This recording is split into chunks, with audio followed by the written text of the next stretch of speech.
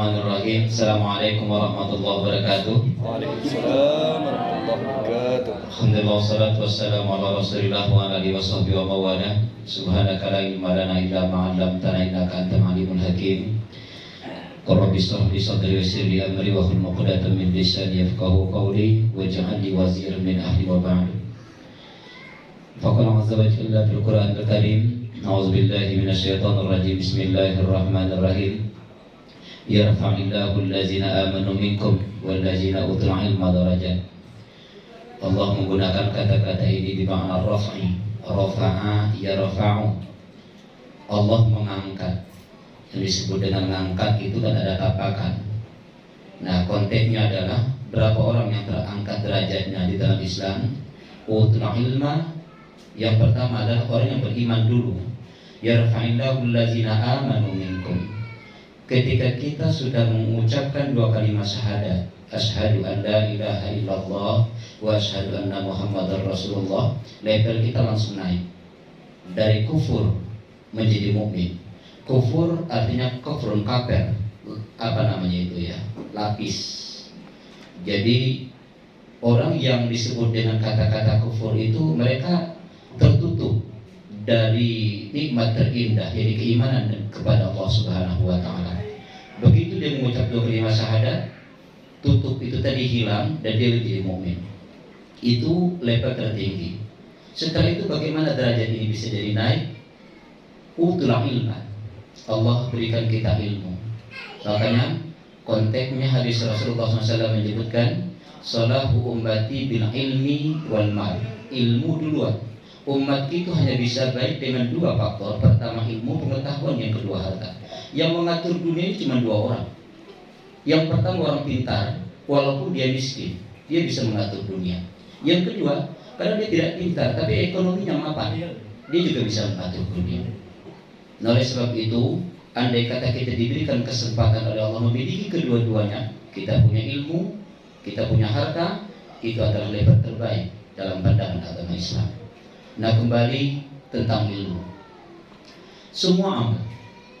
Di dalam kitab Ta'limul Muta'allim disebutkan wa kullu man bi ghairi ilmin yu'malu amaluhu mardudatun la tuqbal. Betapa banyak orang yang beramal tapi tanpa ilmu, amalnya sia-sia dan tertolak. Banyak orang yang ruku dan sujud tapi rukunya tak bermakna. Banyak orang yang mengeluarkan zakat fitrah, tapi ketika dia mengeluarkan itu dia justru hilang dari konteks sesungguhnya. Makanya memang betul di dalam Islam ini kan kata dasarnya adalah sedekah. Innamas shadaqatu lil fuqara. Sedekah digunakan. Sedekah itu maknanya umum. Ada yang disebut di situ zakat fitrah, kemudian ada wakaf, semuanya masuk ke dalam konteks itu. Nah, saya mengambil istilah orang-orang yang berilmu adalah orang-orang yang beramal dengan ilmu pengetahuan. Contoh terkecil, ketika kita di dusun kadang saya berat juga nih, diminta untuk menyampaikan bersumberkan dasar, tapi memang dadakan.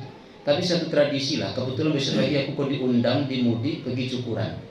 Itu bela aku ambil ilmu gitu loh. Cukuran itu adalah tradisi kita, tapi di dalam kitab Bulughul Maram, kemudian disarah di dalam kitab Hadis Subulus Salam, babul akikah. Hadis yang pertama menyebutkan wa kana Rasulullah sallallahu alaihi wasallam aqqa fi arba'ina min umri. Nabi Muhammad itu diakikahkan umur 40 tahun. Artinya adalah ternyata kalau kita lihat kewajiban orang tua terhadap anak, yang pertama kali begitu dia dilahirkan dijelaskan dalam syarahnya yang pertama al-azan wal iqamah. Azan kan kuping kanan dan iqamat kan kuping kiri.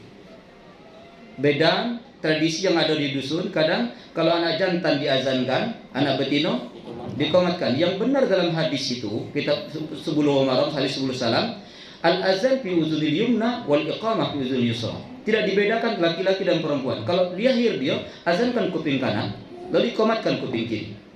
Tidak dibedakan gender, tidak dibedakan kelamin. Nah, apa konteksnya? Kanan bimaknal hasni wal yasar bimakna su. Kanan ini konteksnya kebajikan. Artinya apa? Kalau orang tua mengajak anak untuk berbuat kebajikan tidak cukup satu kali. Makanya azan itu dua kali loh. Allahu Akbar, Allahu Akbar, Allahu Akbar, Allahu Akbar.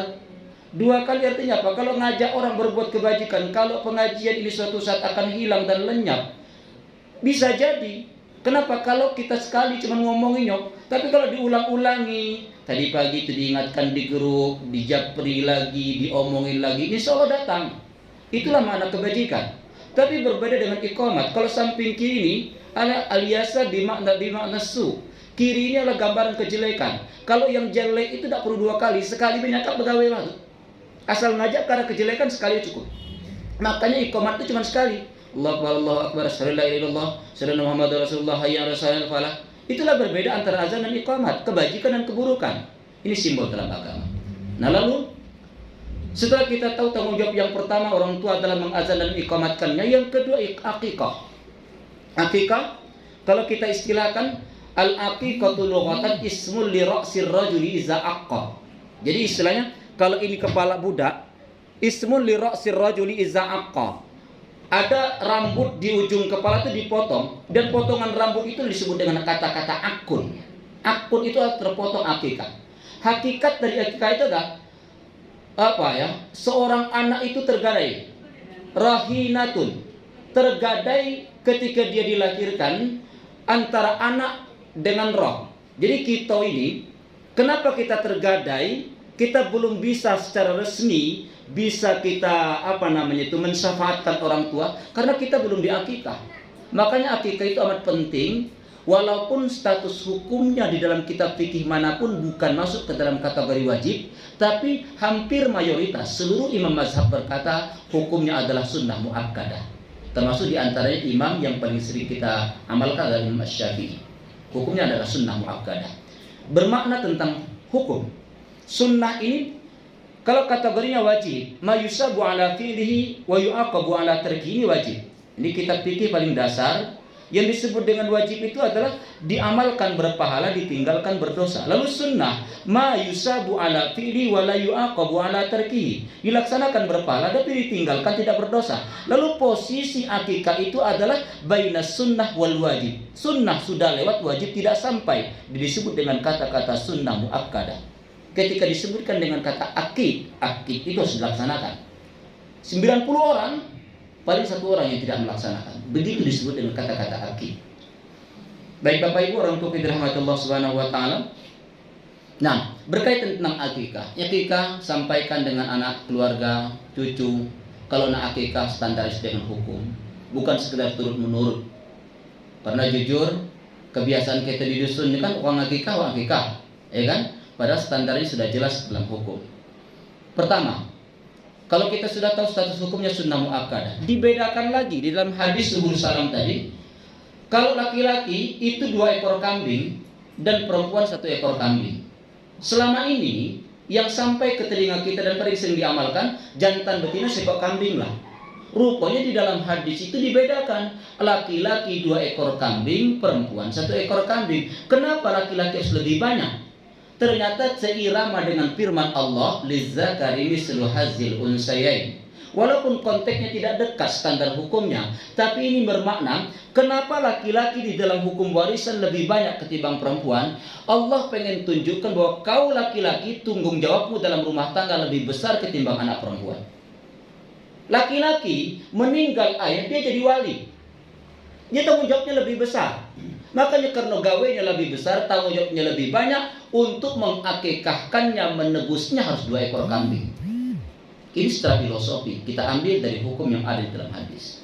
Nah, setelah dibantai, tasmiyah, buat nama segala macamnya, yang pengen kita maknai lebih dalam, ternyata di dalam kitab At-Targhib wa Tarhib, ini salah satu contoh kenapa kadang ada pemotongan rambut lalu pakai marhabanan, ya kan? Marhaban adalah pada intinya tidak ada kaitan antara kelahiran cukuran itu dengan marhaban ya Rasulullah, kajian Rasulullah. Tapi pada intinya adalah karena standar awal hukum mengakikahkan tadi ittiba kepada Rasulullah SAW. Nabi Muhammad itu umur 40 tahun. Makanya kalau ada di antara kita begitu lahir anak, kalau menurut Syafi'i itu sab'ul awal, 7 hari pertama itu hukumnya sunnah muakkadah. Ada sen langsung akikah. Oh, udah punya duit, sab'ul tsani, 7 hari yang kedua. Tidak ada lagi duit, sabung sari, setuju hari yang ketiga. Lewat dari 21 hari, sunnah muakkadasnya pupus. Lalu bagaimana kalau ada orang mengakikahkan ketika dia nak akad nikah, ketika mungkin numpang kawin ulang, ketika mungkin lah meninggal baru diakikahkan, boleh atau tidak? Beranjak dari hadis Rasulullah SAW, karena Nabi diakikahkan umur 40 tahun, itu dasarnya membolehkan akikah di usia tua. Baik, Bapak Ibu dirahmati Allah Subhanahu wa taala, ada kajian yang lebih mendalam berkaitan dengan penyerahan angpau, bagi-bagi. Begitu selesai marhabanan, ada bagi telur, bagi ini segala macam. Di mana dasar hukumnya? Cucu Rasulullah SAW yang bernama Ali bin Abi Thalib. Ali bin Abi Thalib, adik Rasulullah Ali bin Abi Thalib punya anak Hasan wal Husain. Kedua Hasan wal Husain ini, ketika Rasulullah SAW mencukur rambut cucunya, dia timbang seukuran dengan apa? Zahab wal fiddah. Jadi ukuran rambut Hasan wal Husain itu ditimbang bukan ukuran emas.